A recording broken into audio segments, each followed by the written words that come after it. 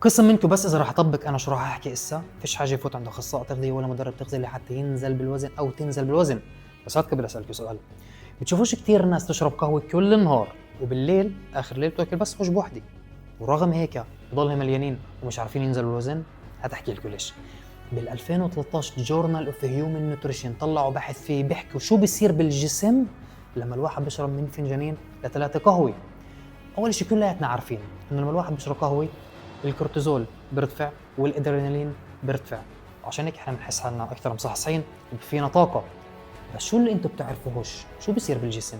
اول شيء لما احنا نشرب قهوه الادرينالين بيعلى والكورتيزول بيعلى، بس بالمقابل السكر بالدم بيعلى لحد 28%، ومقاومه الانسولين بتنزل لحد 37%. وجماعة الصيام المتقطع اللي مفكرين حالهم بصوموا هبل فاضي، مجرد انتوا شربتوا قهوة والكورتيزول عليه والانسولين عليه ومقاومة الانسولين نزلت، صيامكم فرط.